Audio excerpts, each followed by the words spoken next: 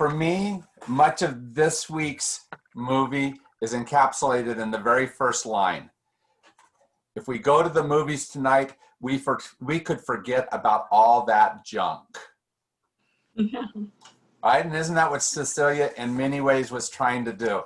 And Yes. to be fair, she had a lot of junk to have to forget, right? Yep. Just living through the Depression would be hard enough, but the amount of abuse that happened during that time, the amount of abandonment that happened during that time was enormous. One of the reasons why my parents' generation stayed together sometimes when they shouldn't have is because the generation before had such high abandonment rates. Oh. And so they said, we've got to do better than that. And that's the type of place where she's living in. And it was just accepted that, of course, her husband's going to hit her. Right? And what a reality to live in. Yeah. Yes. So when you see that, and we ask the first question, where is God in the movie? At least in some ways, for her, it was in being able to go into the theater and say something more than this reality. Speak a bigger truth then. Yeah, something outside herself. Yeah, it was so sad that she had to escape from her life, but at least she had a place to go. Yeah. You know, But at least part of the thing is too, it's not that easy to escape your life. No, you can't escape your life, but at least for a little while, you can. Yeah, and being able to do that is fine. But I think at least part of what she was trying to struggle with is, what else did she need to do to escape that life? And could she? And I think it speaks very strongly to our moment in history as well. Just before I got on here, I got on with some of my friends, and they're talking about how constitutionally we're fine with doing exactly the opposite as we did 4 years ago in appointing judges. Constitutionally, that's stupidity, right? It was wrong constitutionally 4 years ago, and I'd like to escape all that. I'd like to not have to do that type of thing. But how many have realized that life doesn't always give you what you want? Plus the debates, yeah. I would have loved to have had presidential candidates with decorum on Tuesday. I didn't even watch it. I just read about it afterwards and saw a couple clips. Yeah. Yeah. It was, yeah, I wanted to escape my life between COVID and the debates and the fires and the global warming, and I was ready to go to the movies. Yeah, absolutely. So where else did you see God, whether is in the interpretation of escape or in the interpretation of larger vision than this? How did you see God in the midst of all this? Was it Tom that came out of the movie? Tom. Was it Tom? Mm-hmm. I loved him. I thought he just came out to be with her, and he was so sweet. I mean, it was funny how he hadn't experienced real life. Yeah. But I felt like his love for her was true. Yeah, absolutely. Because it was. Because in a very real way, what she did is dreamt him up into exactly the person who was right and true and good for her. Yeah, he was, yeah. Right? So and none of us have ever done that. Ever. Oh, yeah. Never. But that's the challenge is, right? That we have this ideal in our head of what should be true. And probably the person in front of us will not live completely into that ideal. What do we do in that moment? And our fantasy is always going to be better than the abusive husband who we have to live with, or who we are living with, at least. Yeah. Well, I And think- Go go ahead. ahead, Mary. No. I was just going to say she lived in a time where women probably didn't have very many rights. Yeah. And Or how very was many she? options. Yeah, or many options. I mean, Yeah, how was she yeah. going to get out of that situation unless she had a family that would to go home to, or Yeah. Wasn't that just heartbreaking when she left the first time, and you just go, oh my gosh, can she? And then she realized she's got to go back because she saw the amount of not able to that was in front of her. Yeah. Yeah, I was surprised that she didn't check in to see if she could stay with her sister, or she never mentioned anything about parents, or Yeah. as But a way to get away. But the reality is that in a very real way, that's what's there. We have a very strong-willed niece. Her name is Kimberly. And about a month ago, her husband said, no more, right? Leaving her with 2 kids. And believe me, we all understand why Kimberly is hard to live with, right? But she essentially left college to get married. Never got, the deal was I'll stay at home and raise the kids. And so she has no experience, or very little, and no education, or not enough. And this has left her in a space where she's going, what now? So as I'm watching Cecilia, I'm seeing Kimberly and going, damn. Mm-hmm. Right? Mm-hmm. And what do we do in those types? And that's too real of a story, too often of a story, right? Yes. And what do we do to help in those times? I left an abusive marriage. And it was very hard because financially, I was really scraping by to manage. And in some ways I would have liked to have left earlier. I wanted somehow for things to work out and get better, but I kind of knew that wasn't going to happen after a while. I just realized, it just kept going like that. Yeah. And it was tough. And, and that was in the 80s. And of course, this movie is set much, much earlier than that. But and in many ways, in a more dire time as well. Mm-hmm. yeah, that's right. A more dire time, and women had just so little rights. But even in the 80s, if my husband was hitting me, I couldn't call the police and get help. Right.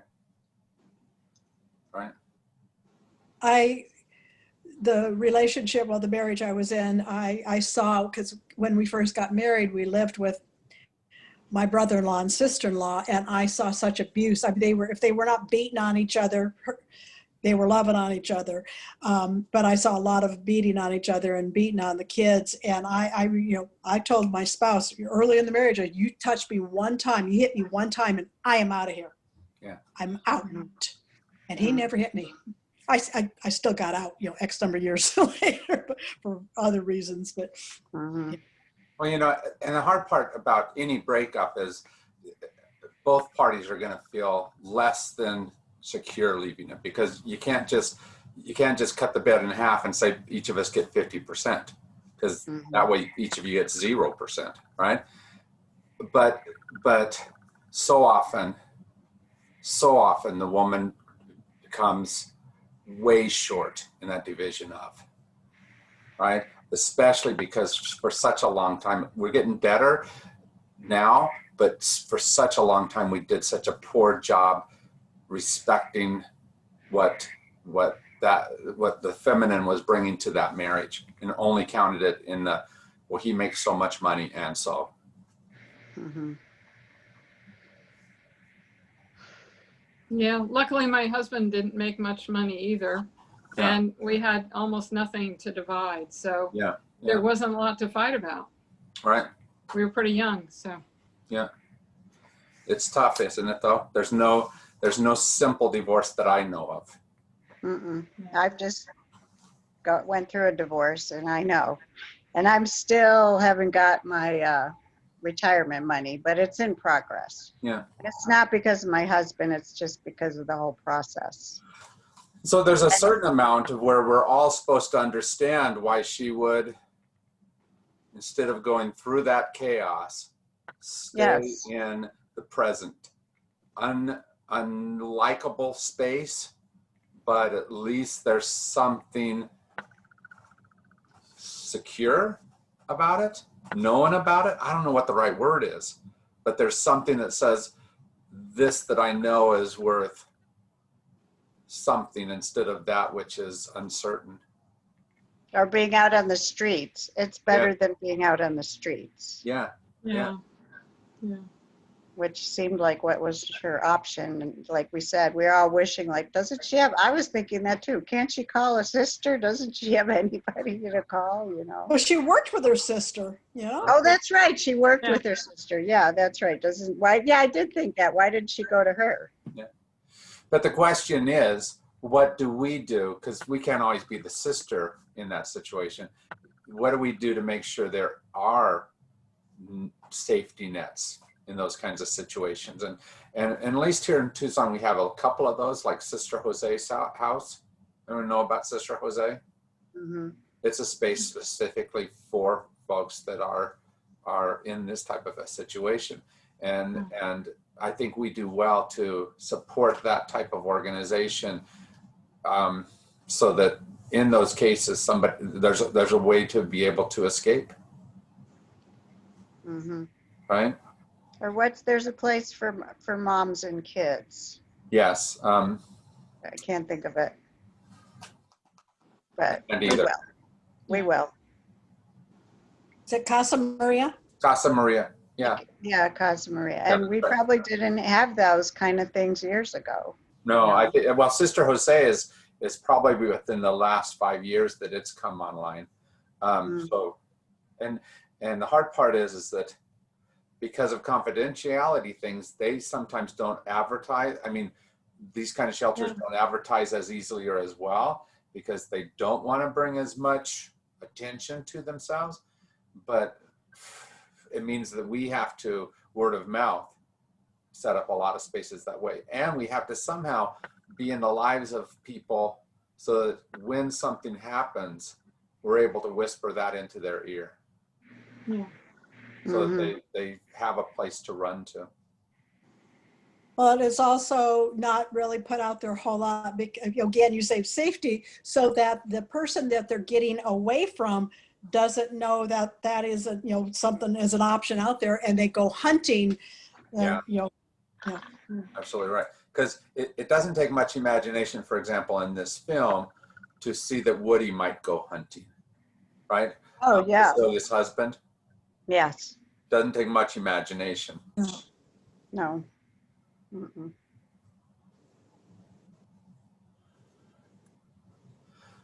So let's But it was confusing.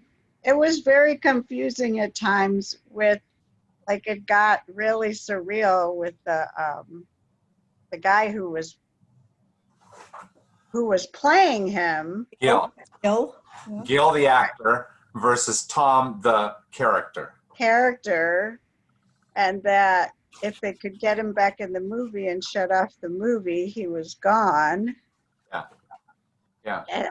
And that other Toms were leaving their movies. I mean, just that whole thing, it was just kind of took you into a surreal place. I thought it was an interesting cinematic device to be used, wasn't it?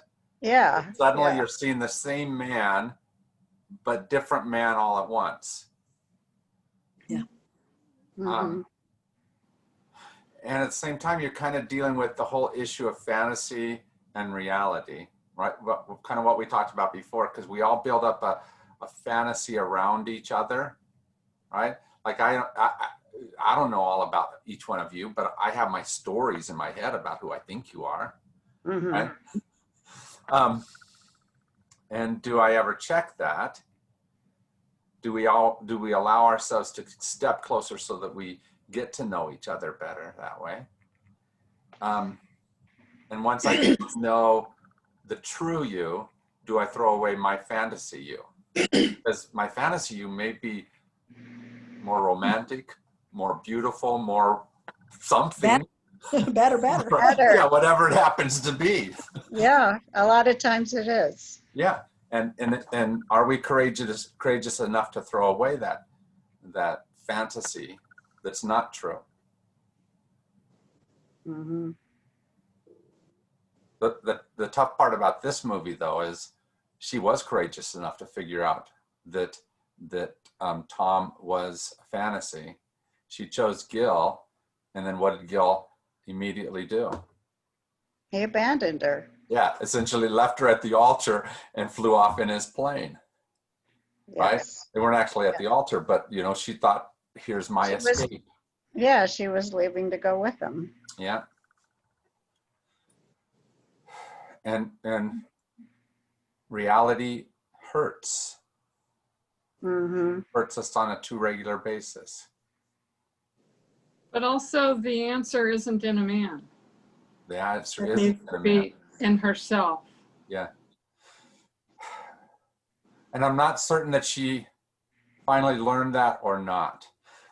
The end of the movie was really interesting to me because so all this happens, both guys are wrong, they both go, and what does she do now?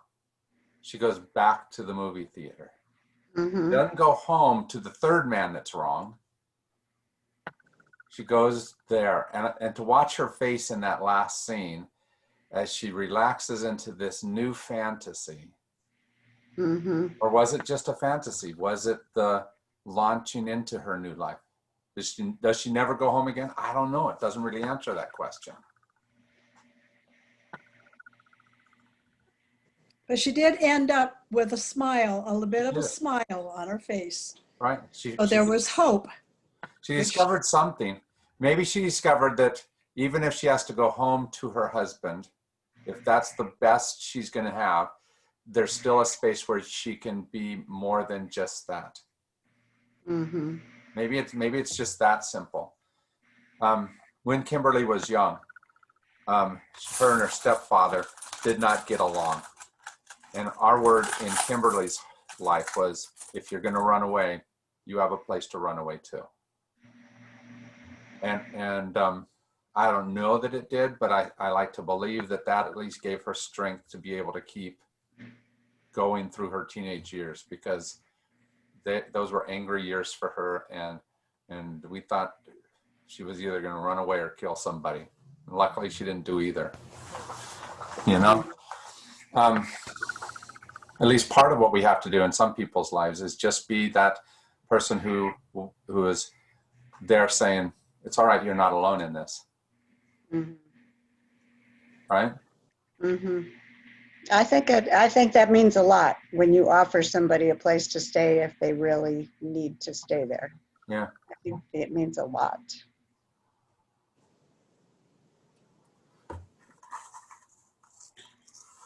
So tell me how you've gotten through some of the most challenging moments of your life. How did you find ways to get past the current tunnel and find some far off bit of light? When I was in that abusive marriage, and it was, we got married 1 year after graduate school, and I met him in graduate school, and we both got degrees in art. And so I'd had a lot of training. I got my BFA in fine art as well. So I'd had a lot of training in art, but he didn't have a lot, but managed to get an MA in art anyhow. So he became, after we graduated, he became a lot more critical of my art, and maybe it was after we got married. became a lot more critical of my art, and I really lost my sense of confidence. And in my art classes in college, I got pretty close to straight A's. Yeah, yeah. And so here he managed to bring me down to the point where I just felt like I was completely worthless. Yeah. And I realized that I felt so just emotionally weak that what I decided to do is to make drawings that I didn't show him, because then he couldn't criticize them if he didn't know they existed. So for a whole year I did this, hid them away. And one time I remember him getting mad at me and grabbing a bowl of rice and smashing it on the floor, yelling at me, "You're not even an artist anymore." And I just thought, no, I'm keeping my mouth shut. I'm not telling him, because, you know, I need to get myself strong. I need to have perspective, look at my art. And I built up my emotional strength over that year. It made a huge difference. And that's how I was able to realize that I had to leave, because he was going to kill me if I stayed.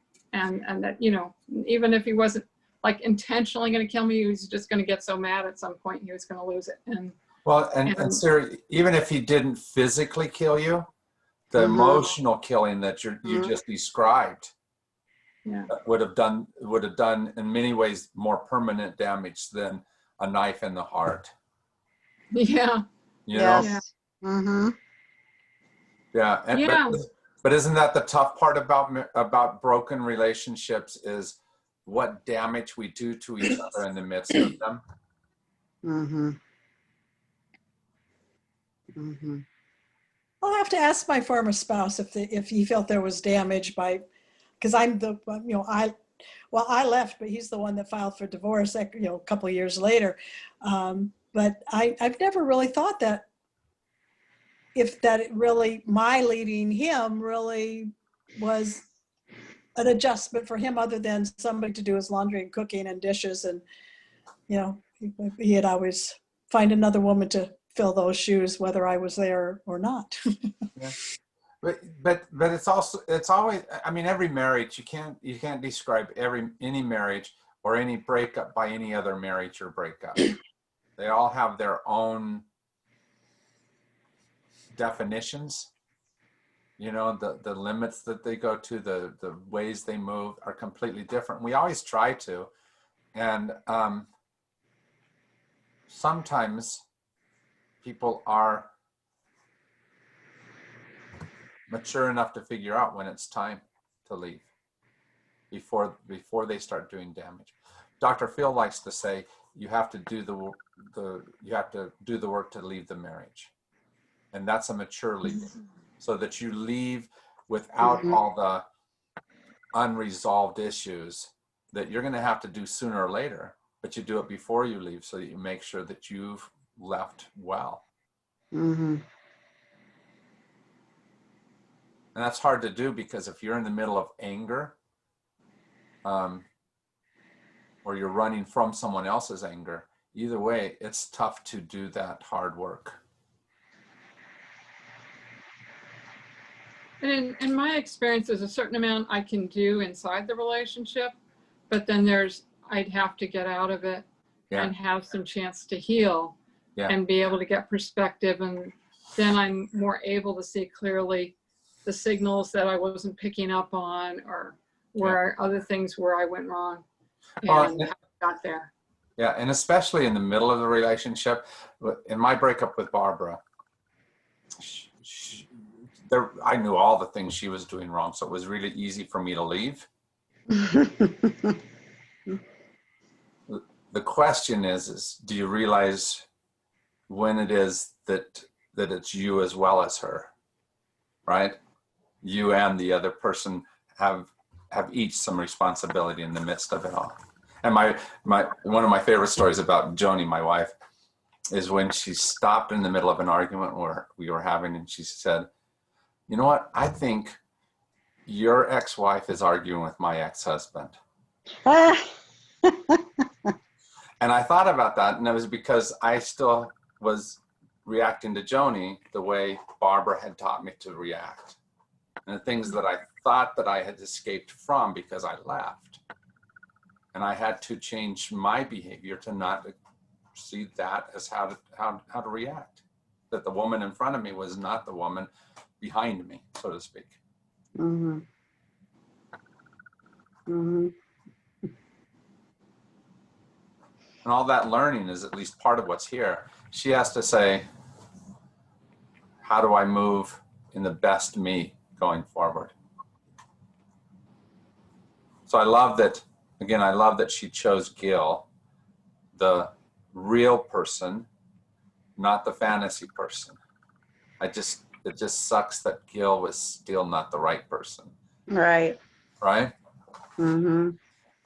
Would have been nice to have the happily ever after Hollywood ending that really never happens quite that way in real life, Mm-hmm. you know? But his expression when he was on the plane, there was an expression that he was like, you know, maybe, you know, it gave me a little insight that for him to say, you know what, I really did care for her. I was acting to be, you know, to get the actor up, you know, Yeah. back in the film.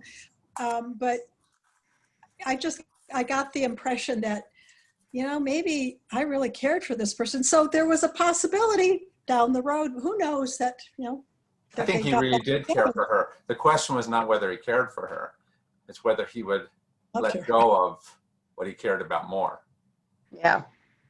right? And she might have gotten in his way from his rise to stardom. Yep. But that's always the issue for all of us, right?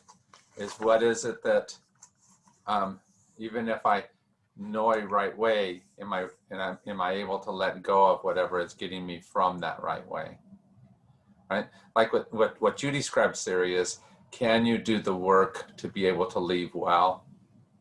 And for you, it was doing that artistry and finding your strength again within yourself. Yeah. And that allowed you to leave better than what you would have in the year before. Yeah, that's true. And I feel like I did a lot of work in my marriage, and we did work together, Uh-huh. a lot of different things, but I just felt like my husband's heart was not in it. You know, he would go to the counseling. He has addiction problems. He would go to 12-step meetings for a while. We did a 1-year course called The Beloved, which I thought we were really doing good in. And then all of a sudden I realized he had been lying to me. Yeah. About some of the things he was doing. And part of the whole thing of The Beloved is you were talking honestly to each other. Uh-huh. And he wasn't doing that. And so, like, I felt like by the time I reached the decision, even though it was really, really painful, because that's not how I saw my life. I saw my life as staying married forever because that's how I grew up. Yes. You know, that was a strong part of my background, and we had our kids, and then we were going to have our grandkids, and, you know, they'd come to visit, and, you know, that was part of my whole fantasy. Mm-hmm. And we'd retire together, and it just was really hard to accept that wasn't going to work out. Right. But what you're describing is the next steps of what I began to tell you. Our grandparents' generation had a high rate of abandonment, and so our parents' generation we're going to stay together no matter what, sometimes in dysfunctional ways, which turned our generation to too easily turn to divorce, where we didn't always go through the hard work. And it sounds partially that's what you're describing about your husband, because he made his mind up that something was going to happen, and so didn't do the challenging work, because it is challenging to stay together. Yeah, and I think he just thought, why can't you just accept me as I am? And I didn't want dishonesty. I didn't want to live with addiction. I didn't want to live with, he emotionally abandoned me. Yeah. Absolutely. So he was kind of like, well, I think we're doing okay, you know, but his definition of his okay was pretty low. Yeah. Yeah. Okay, we weren't beating each other up and we weren't in debt or, you know, whatever his definition was. Sarah, you were going to say something. Yeah, Yeah. I think it's really hard when there's addiction going on for anyone to really be fully present in a relationship, you know, who's going through that. My ex-husband, he was drinking quite a bit at times. He definitely had an alcoholism issue. And, you know, I mean, I think that he wasn't into going to AA, or, you know, he wasn't even recognizing he had a problem. He was from Japan, and there was a lot of heavy drinking going on there, just as a matter of, you know, that's how people lived, especially the men. They all go out to drink together after work, and it was just like you're expected to do that every day. So it was hard to even see. It was almost like it was invisible. Yeah. But I mean, I really saw that, and have seen, you know, in other situations with friends or in relationships, where just when addictions are there, it really interferes with emotional intimacy. What you're describing is essentially what Gil was without all the good parts, right? He was with addiction. You're in a fantasy space as far as looking at the relationship, right? The other person, the person that has the addiction, they're not looking at it realistically. So what do you mean? What did Gil have? Gil came in not knowing what relationship meant, but having an utter devotion to Cecilia. That was his whole thing. I love her. I'm there. I'll be with her, but not knowing anything about the world around him. Someone who's in the midst of addiction really has no clue about how to live in the world around them, right? That's true. Yes. Yes. Or not real living in the world around them. Mm-hmm. They live in a fantasy space. That's true. Yes, that is true. That is true. It was a fun movie, and I just want to say that I didn't watch last week's movie, but I watched the discussion on last week's movie that you had on Wednesday, and it was a really interesting discussion. It was a good discussion. It was really good, and I was glad I didn't see the movie. I could get what was in the movie just from listening to the discussion, but I wouldn't have liked all the violence either. So let me use that to talk about this next week's movie, because this next week's movie is not non-violent either. Okay, well. Does everyone know that the kind of storyline of blindness? Never heard of it. It's an amazing book by Jose Saramago, who is a Portuguese writer, and let me just describe how the book is written, so that you'll understand some of how the movie's written. Saramago writes in very long paragraphs. I mean, like pages long paragraphs with no punctuation and no capital letters. Okay? It is a mess. It's a struggle to try to keep tracking well. And that's what this movie is about in some ways. Here's the basic storyline. Suddenly, there's this illness, very highly contagious illness that very quickly blinds people, right?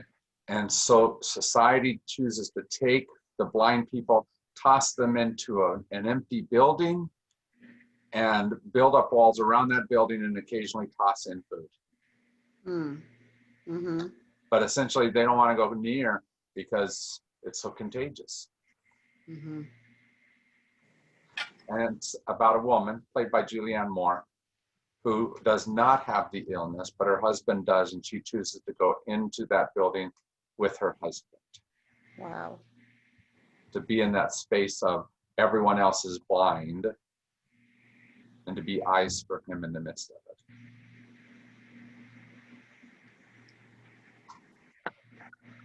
Well, it doesn't, I mean, it doesn't sound as violent as the That's one because you're not taking into account what happens inside that building as they try to survive. Oh, Yeah. okay. Yeah. Okay. And I got my weeks mixed up, and so I actually accidentally watched Blindness already, and only got to see like a third of Purple Rose in Cairo, and I would have rather had the other way around. Yeah, It was a really tough movie. it is a tough one. It's a good movie. It's an amazing, I think even poetic description of the harshness of life. But oof, it takes some fortitude, doesn't it, to get through it? Yeah, I wasn't sure I was going to make it through it, and I managed to, but I had to kind of break it up and, you know, not watch it all at once because it's just a lot to digest. So the question I have for all of you is, because of the harshness of that movie, do you want to watch it? Do you want to have that discussion, or would you rather just watch the discussion that the other group has again? What would you like to do? Well, I've got to ask Siri, what format did you watch that? I mean, because I had checked, I didn't find it on Amazon Prime or Netflix, or what format did you find it on? Oh, I watched it on Netflix, a DVD that I rented. Okay. Okay. Yeah, I checked, kind of old fashioned.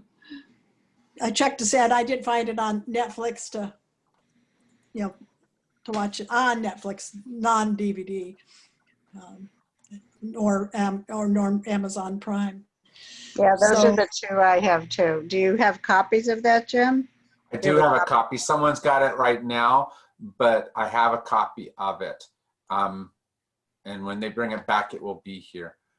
So I'm just looking online right now. It says it's on Prime Video on Amazon for $4. Okay, which is actually what I've been doing with a lot of the movies, is paying Yeah, me too. $4 because it's total. I mean, it's not like I'm going out. I mean, $4 is a good deal to watch a movie. Yeah. And Here's the thing. If you don't have Amazon Prime, come to the church. I'll let you sit down at my computer and we'll rent it and you can watch it. well, I have Amazon Prime, so Okay. I'm up for watching it and talking about it. I mean, I can't avoid. It's not like I avoid hard movies. It just seems like right now, it's a hard time right now. We're going through enough hardness right now without having to watch hard movies in the same way. Go ahead. It really kind of struck me because of the pandemic. This is just a really harsh situation that seemed to go on forever. Yeah.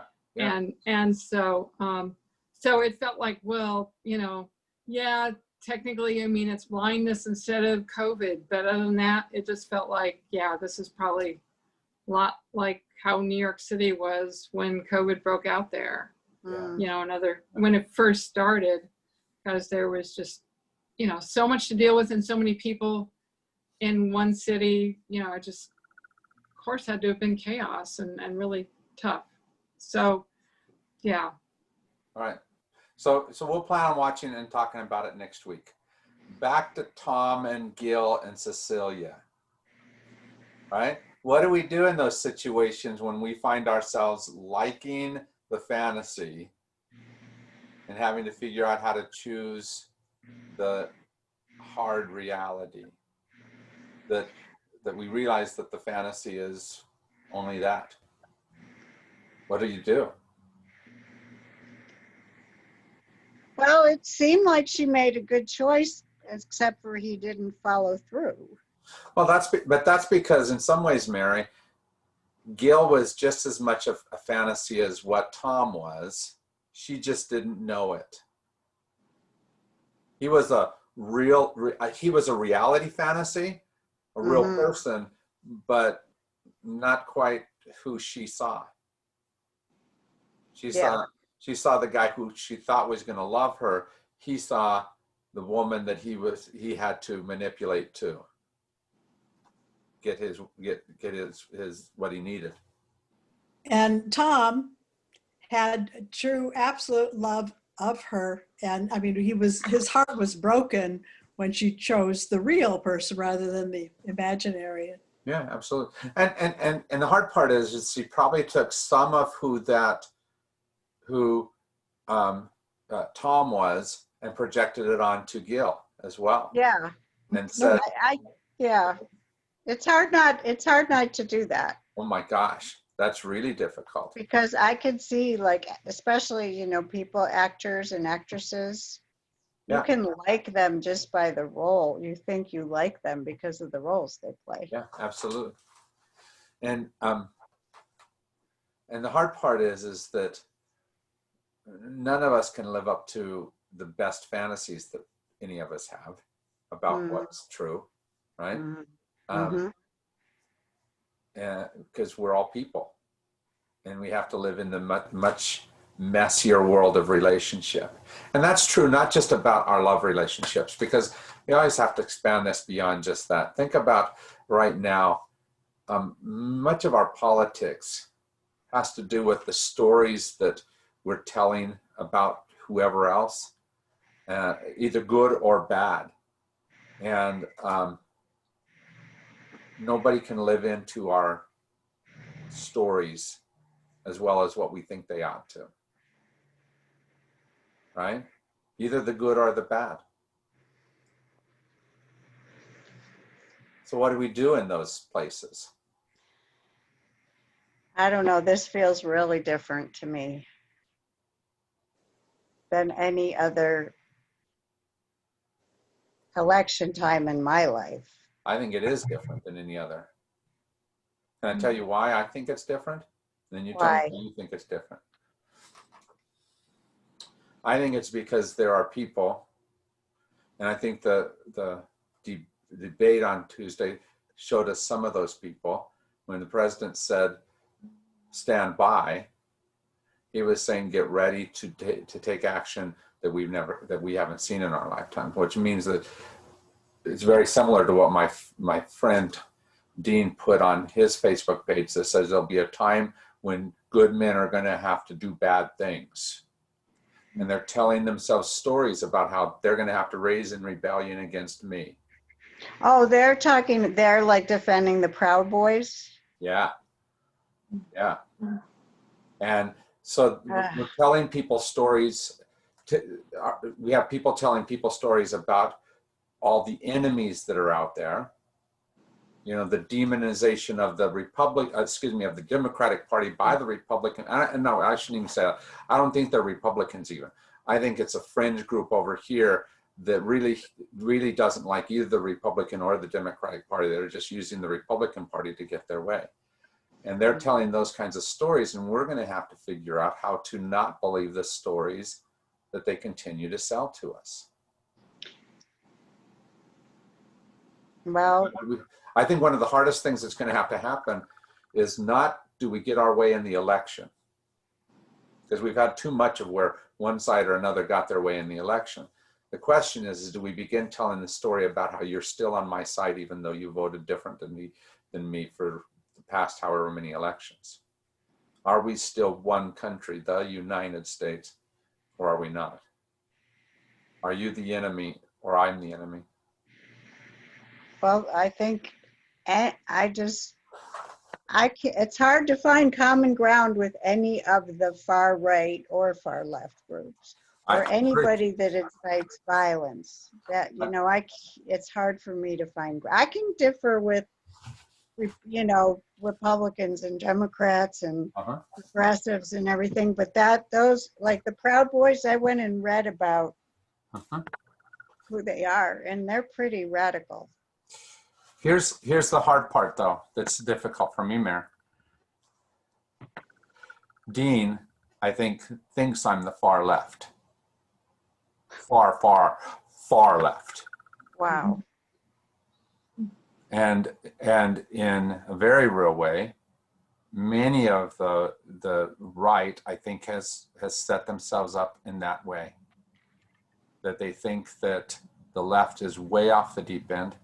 And I got to tell you that politically, I have been registered independent almost my entire life, right? Because I believe in the center more than I believe in the edges, Mm-hmm.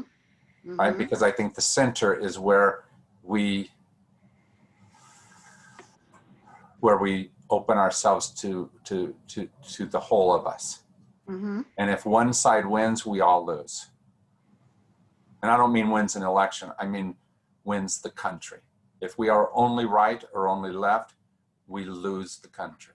Mm-hmm. We lose the united. Uh-huh. Yes, we Uh-huh. use the United.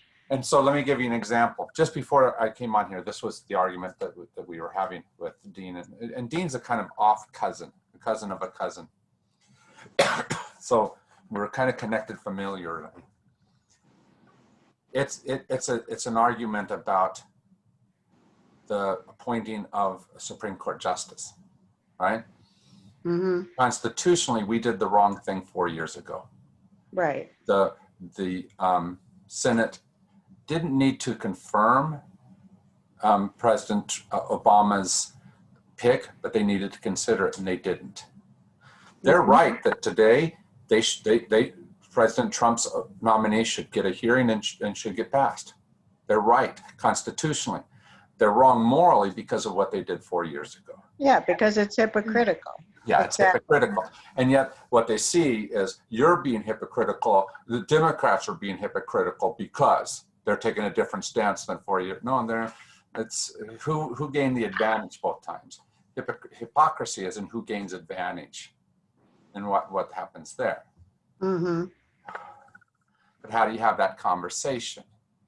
You have to get beyond the partisan of, and our Constitution, for example, is meant to make it so that we have to force ourselves into conversation with each other. And let me tell you that right now, it is easier to have conversations with people just on your side. But that's a Gil type of move, isn't it? Yes, but I think you're very brave to engage, because I find it very difficult. It is difficult. It's difficult for you and it's difficult for them, but that's what's supposed to be done. To say, let me make the perfect scenario that I have all Republicans who get to vote, that doesn't make a United States. No, it doesn't. United States is when we sit, you know, when the framers of the Constitution came, they didn't think Republican and Democrat. Those have not been invented yet. They envisioned people who were of different minds. And they said, be in conversation. And they would compromise and work out, arrange agreements. And do the hard work of being in relationship with each other.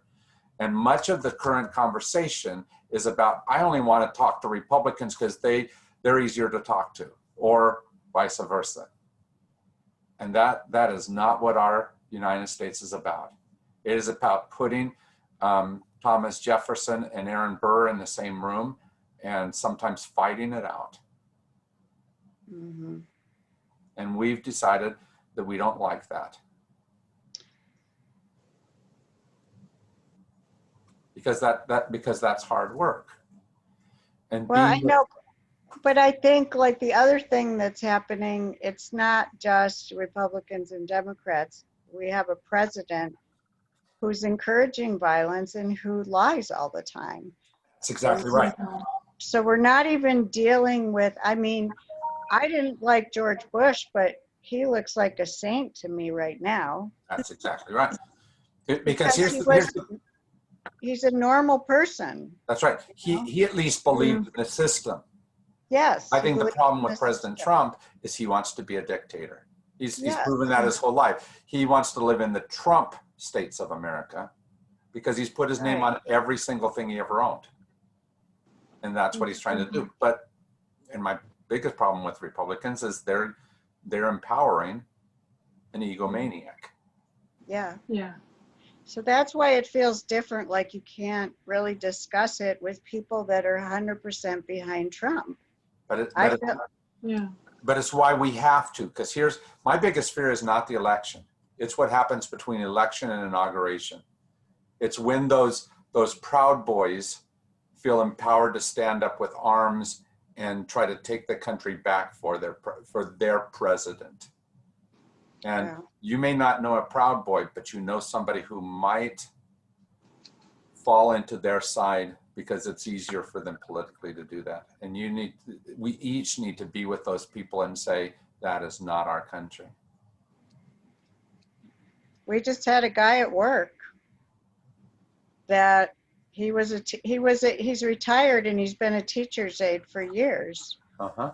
And he was back helping monitor the classrooms of the kids that were back, Mm-hmm. but he refused to keep his mask up. He wore it below his nose. Yeah. And the principal talked to him several times, and she finally got my nurse in to talk to him. And you know what he said? It's my God-given right to breathe. And he went into this whole big thing about his God-given right, and nobody can take that away. And she said, well, I can't like argue with you. I'm just telling you this. I could give you the science, but what I'm saying is TUSD rules are you cannot be in this building if you don't wear your mask. And so he threw his mask down and said he quit, and also said beware of something like of what's coming. Yeah. Right. And it was scary. It is scary. It is scary. I have a nephew. He's a nice guy. I always thought he was a nice guy. I think he got radicalized in the past few months. Right. And it's because we keep, there's lots of reasons. I have a nephew, John is his name. And he said, I didn't agree to any of these laws. I don't have to follow any of them. Well, you don't always get to agree to the laws. You're sometimes born into the laws. Yeah. Like driver's license. Well, and until you do the work to change those laws, you are bound by those laws. Mm-hmm. Exactly. Right? Because the people before you got to have some say. And the hard part about it all for me is that we want simple solutions that don't take stamina. And right now, we are proving that we don't have the stamina to do the hard work. And there are no simple solutions. There are no simple solutions. No, But no, that's true about Cecilia too. It's much simpler to find the Gil in the movies that will just be the perfect man. And the hard work is trying to figure out how to tell Woody to get off your ass and get to work. Or to leave the man who's not going to do what that man should do. And both of those are much harder solutions, aren't they? Yeah, but you know what?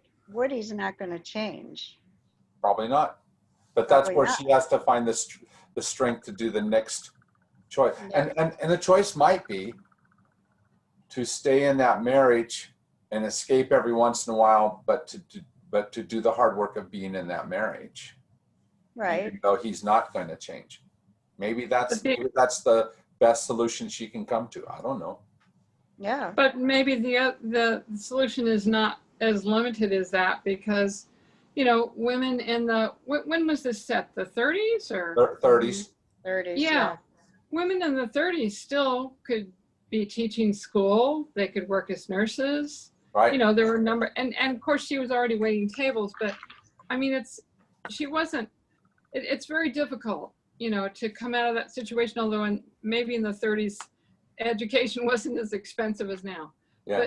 But you know, it's kind of like, I think that what sometimes happens is when men direct a movie and it's set in the 30s, the assumption is kind of automatically that she doesn't have other options. And Yeah. so we just go down this path of who she's going to be in love with or not in love with and that sort of thing. And in that sense, she doesn't really get to fully develop as a character who has more to her than what man she's going to be with or not be with. Yeah. The challenge, you're exactly right, Siri. The challenge is she going to take a simple route? You know, like my first thought was, oh, she's just going to go into the fantasy world and stay with Woody. In many ways, I hope that your vision is right, Siri, is that now she's figuring out ways that she is going to do other hard work, because that would be a fuller person, wouldn't it? Yeah, yeah, and I think underneath all that, there is a fuller person there. She's just having trouble coming to it. And you know, one of the other things that I thought about is how, you know, with Woody Allen, he seems to really like very neurotic, highly insecure women. He does. And they're not threatening. In real life and in his movies. Yeah, exactly. They're not threatening to men. That, you know, it's like she doesn't, it's like it's so hard for her to do anything without like having a man there saying, oh yeah, it's okay, you can do that. Yeah. You know, and so, you know, I think this is just a kind of a repeated issue I see a lot when men direct films, and it's, you know, frustrates me.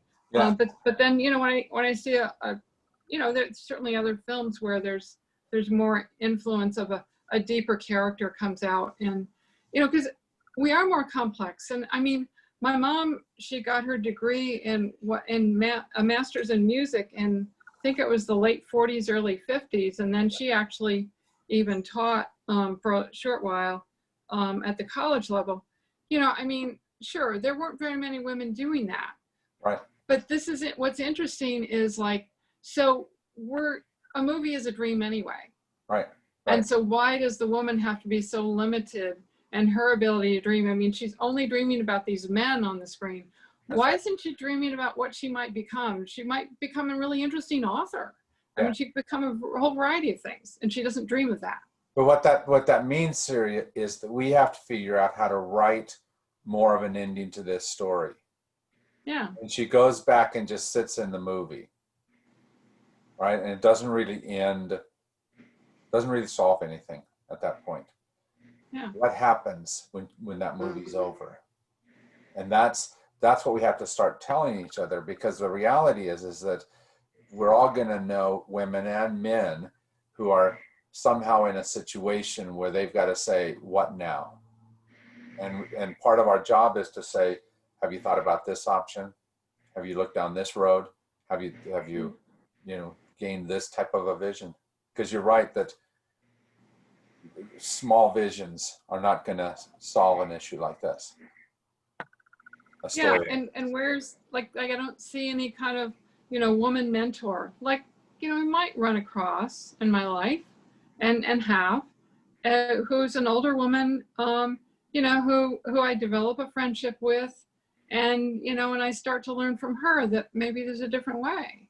Yeah. You know, there's so many possibilities that are not fleshed out in this kind of scenario. So just on a personal level here at St. Francis, how do we make sure that we have that available? That we become that for each other in some way or another? Mm-hmm. As someone's going through a breakup, like Mary, going through your divorce, I'm sure you felt the very same thing as any of us who have gone through a divorce. It is one of the loneliest, because it feels like there's no one who easily walks that road with you. Mm-hmm. How do we choose to do differently so that the person who is going through a time like that feels less of that? Because you can't take it away, but you can say, in the midst of it, here we are. Right? How do we purposely do that? How does St. Francis do that, or how does society do that? I think let's talk about what we can, I was going to say control, but controlling the people of St. Francis is quite the right word. St. Francis is very inclusive, and if anything, it's my fault that I haven't been more involved in the past few years. But it's not about, I don't think it's about inclusivity, because I think you're right that St. Francis does that well. How do we say to that person in a way, whatever it is that they're going through, how do we make sure that we say very clearly and well, I'm here with you. Here are some of the ways that that here are some of the things that are available to you. I mean, do we have a program, for example, and, or could we start one that is a divorce recovery program?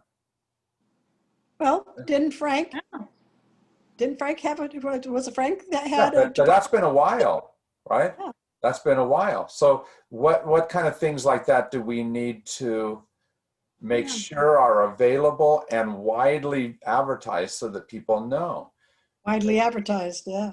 right? Because that organization is still around. I don't know that Frank is involved in it, but I think that organization is still around. I took a couple classes, or it was a series, and it was a divorce recovery, and I forgot who put it on. Yeah. But let's start looking at some of those type of places. And I mean, one of the reasons why we've done really well with 12-step programs is because we recognize the need to be in that space with each other. Mm-hmm. And that's what got me through was Al-Anon and codependency groups. And I mean, I just put me out to an A meeting.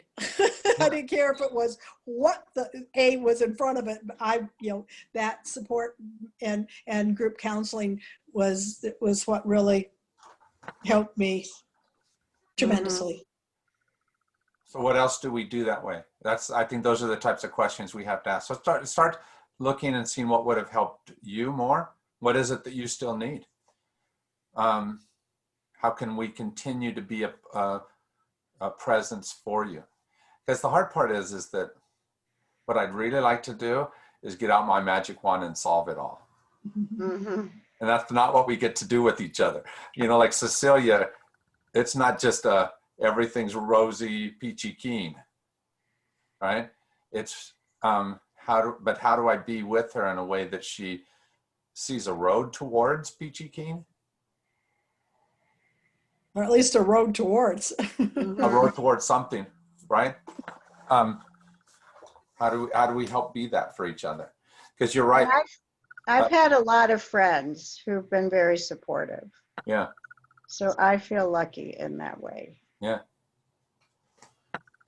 Well, let's keep thinking about things like that so that we put into place some of the, especially like in the midst of COVID, I think there's going to be a lot of people that are saying, I'm dealing with something here and not knowing what it is and how to deal with it. It could be sometimes very deep mental illness in some ways that it stirs inside of people. And do we honor that in such a way that we help? That's why I'm glad we have a mental illness committee.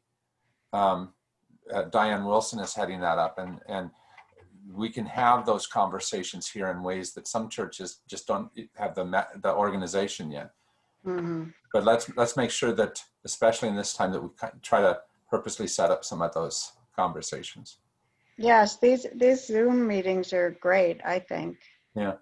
And I went to How Is It With Your Soul meeting before I went back to work on Mondays at 4. Oh, good. Yeah. That's specifically why Sue started that, is to make it so that people could just be in a space of support. Yeah.